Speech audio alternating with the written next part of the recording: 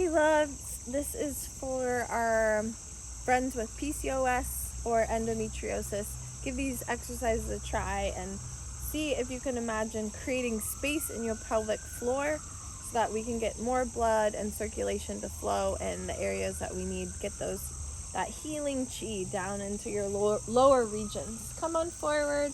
We're going to take our good old spleen stretch here, pulling your heel back, kicking your heel back, and sitting yourself back. This chain of fascia links right up into the pelvic floor and into the pelvic bowl. You're pulling your heel back and you're connecting to your inner hamstring. That engagement plus elongation is going to create the change in the fascia and hopefully create some space in your pelvic area. We are also thinking energetically here. So swooping up into the uterus space, this chain of fascia connects right into that area, and spleen and pancreas in Chinese medicine are associated with phlegm or mucus. So you want to start decreasing the amount of mucus in the body, or dampness, i.e. dampness, which could be associated with PCOS and endometriosis. So we're kind of lighting up the warmth like a nice long burning candle, imagining that there's this gentle warmth warming up your lower regions. Very nicely done. Cool. We also want to get to liver. It's associated with dealing with our hormones, right? Excess hormones. Squeezing in with our adductors as we slide ourselves back. You can take this slow or fast, your choice.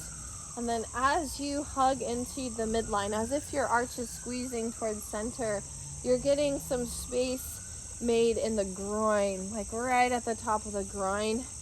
And you're also warming up again that lower region and creating some fluid movement, some lymph flow, some circulation, getting active here as you move in these shapes, working through this tissue.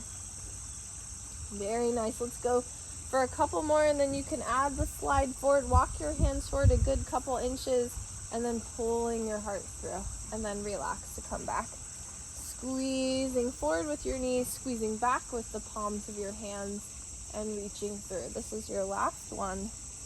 Ooh la la. Hopefully it feels good to you. It feels good to me. And then good, tuck that toe and send your leg up and back. Bend the knee, open the hip if that's okay for your low back. As you squeeze through your left side body, you're activating your psoas here as your knee goes up and back. We're going to visit the psoas on our back here coming up, and see if you can connect to that engagement on the front left hip and up into the torso. Good, and then release. Bring your knees to the earth. My teacher, Bob Cooley, would associate the psoas with our emotional and our hormonal control center. So you can check that out and see if that's true for you. Come onto your back, grab behind your right leg so that you're going to kick into your right hand. I'm going to grab a block. This is going to help me with this floss. Bring your left knee towards your chest. So your left knee is going to hug in and activate the psoas on this side. The right leg's working as a stabilizer, kicking down and away from you. Squeeze your knee up into your chest and then use your block or your hand to push your leg away.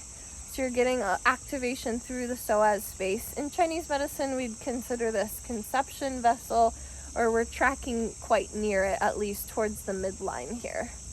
Yeah, we're working through the tissue in the front of the body. If there is any sexual trauma, there could be a lot of density here, or scar tissue in the front of the hip.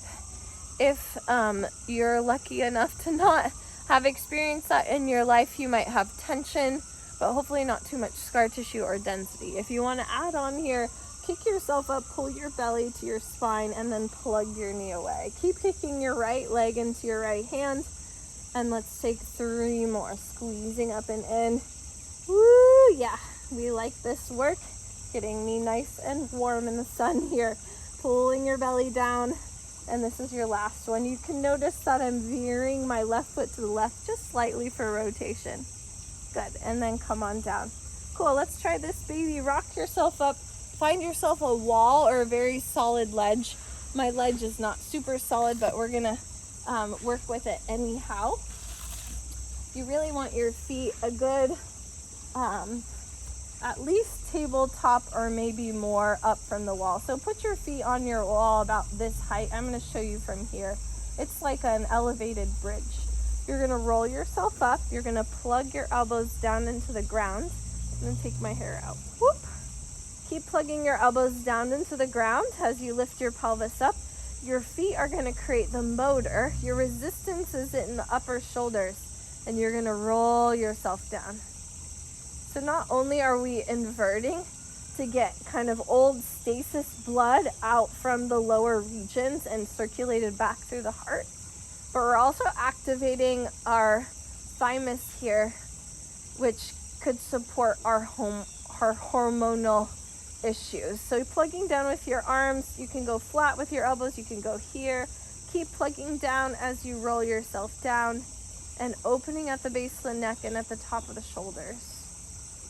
Good. Let's go for a couple more. See if you can feel some space being made in your lower belly as you pull your shoulder girdle up off the body like it's floating off the body.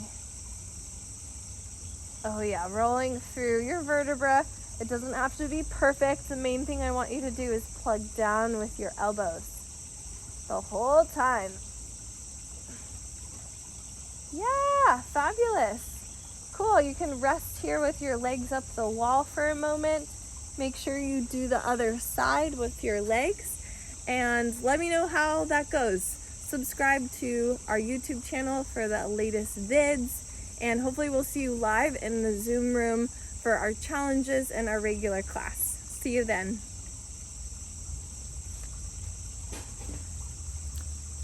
All right.